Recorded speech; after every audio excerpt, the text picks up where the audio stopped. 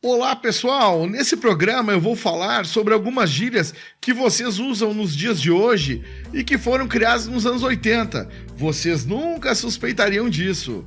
Vou trazer a origem e mostrar como acabaram virando expressões utilizadas comumente no dia a dia. Então, vocês vão entender como os anos 80 foram marcantes, visto que são lembrados através dessas gírias até os dias de hoje, sem vocês nem sequer saberem ou suspeitarem.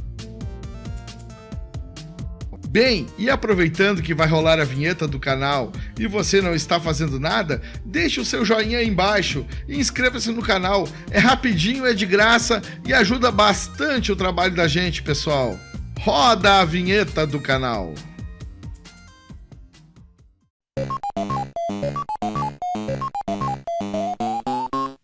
Então, a primeira gíria que eu vou comentar é o deu tilt.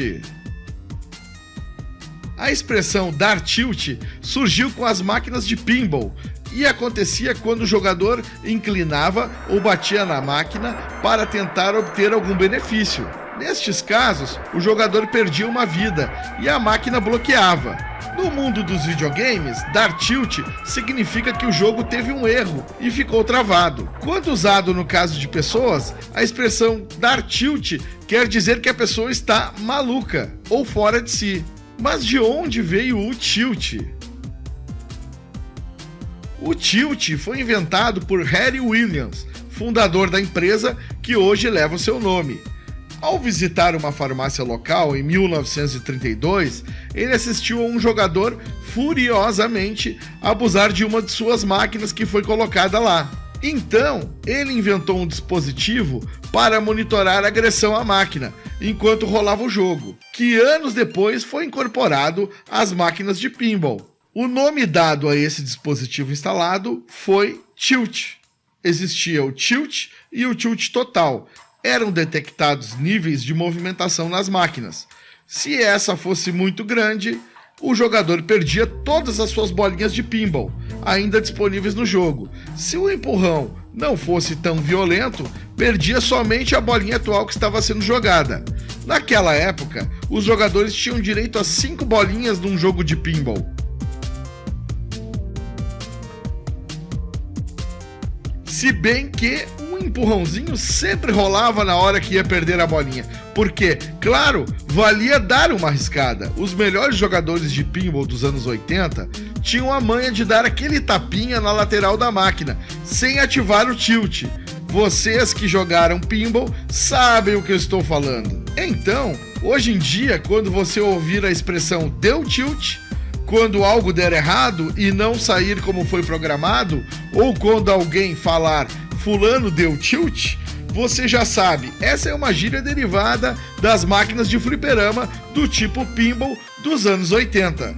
Agora vamos à próxima expressão usada nos anos 80, direto do túnel do tempo. Essa é uma expressão muito usada inclusive em um programa de TV da Rede Globo. Às vezes os apresentadores falam direto do túnel do tempo e tem até algumas vinhetas como essa.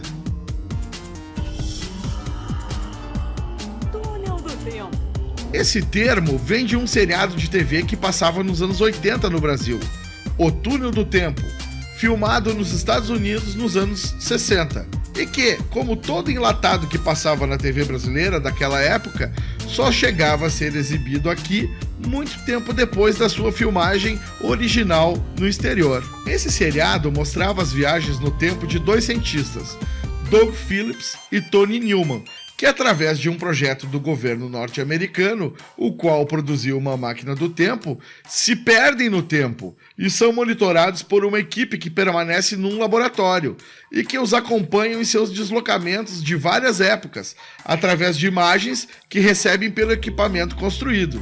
A equipe tenta encontrar um meio de trazê-los de volta, ou então tentam ajudá-los por intermédio dos recursos que dispunham, como precárias transmissões de voz ou envio de armas ou equipamentos quando possível. Quando tudo falha, os enviam de uma época para outra data incerta do passado ou do futuro, dando início a um novo episódio. Vejam que as viagens ocorrem quando eles estão dentro desse túnel em espiral, Este é o Túnel do Tempo, o original. E é ali que eles acompanham, por exemplo, essa passagem de um dos personagens da trama pelo navio Titanic, prestes a afundar. Dá uma acompanhadinha. Se está captando apenas som, eu estou no Titanic, trancado na cabine de proa, logo acima do nível do mar. Ele é prisioneiro. São 9h15 da manhã, 14 de abril, 1912. Não sei quando ele vai afundar. O seriado foi ao ar num total de 30 episódios, com duração de 52 minutos cada. Teve somente uma temporada e divertiu muito a tarde dos sobreviventes dos anos 80, pois eram reprisados constantemente. Então, a partir de agora, quando vocês ouvirem alguém falando direto do Túnel do Tempo na próxima vez, saibam de onde saiu essa gíria. Veio dessa espiral aí em preto e branco, de onde entraram e saíram muitos dos sonhos e fantasias da meninada da década de 80. Agora, vamos para a próxima gíria, o queimar o filme. Queimar o filme significa denegrir a imagem de alguém, estragar a reputação de certa pessoa ou a sua própria. Queimar o filme é uma expressão que já não faz tanto sentido hoje em dia, devido aos rápidos avanços da tecnologia, pois ela é relativa ao filme analógico das máquinas fotográficas dos anos 80, que quando eram expostos à luz, sem estarem revelados, se queimavam, ficando inutilizados. Então as fotos que estavam lá se perdiam. Até pouco tempo atrás, quando alguém ia revelar uma fotografia, era preciso cuidado para não expor o filme a muita luz, pois isso o queimaria e destruiria a imagem da foto. As máquinas fotográficas tinham um número limitado de fotos por filme colocado, que poderiam ser batidas, geralmente 12, 24 ou 36 poses. Nunca se viu o resultado na hora que se batia as fotos. Precisávamos mandar para a revelação os filmes, então eram tratados nas chamadas salas escuras para não estragar os registros fotográficos feitos. Desse processo todo nasceu a expressão queimar o filme, pois assim como significava que você havia feito mal às imagens das fotos, também significava fazer mal à sua imagem, ou à de alguém na vida real, por ato executado que deixasse uma má impressão. Deu para entender, né? Quando, em 1990, a Kodak lançou a primeira câmera digital, ela deu o pontapé inicial para acabar com a queimação de filme. Atualmente, poucas pessoas ainda conseguem queimar um filme. A maioria de nós perde arquivos ou exclui fotos sem querer. Por isso, cuide bem das suas memórias e não queime o filme, pois os anos 80 já passaram faz muito tempo, pessoal. Agora, vamos à última gíria da década perdida. A expressão caiu a ficha. Essa gíria eu tenho certeza que vocês todos usaram muito. Alguns sem nunca ter visto um orelhão com ficha ou sequer uma ficha telefônica. Sim, pessoal, nos anos 80 os telefones públicos, chamados de orelhões, faziam ligações alimentados com fichas.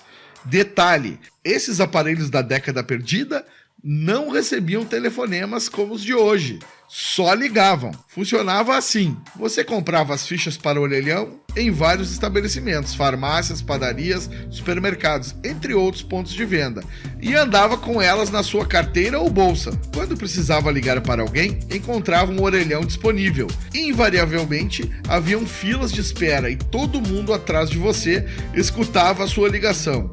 Eram demais os anos 80, pessoal. Antes de iniciar a discagem do número, sim, era com disco e não botão o telefone do orelhão.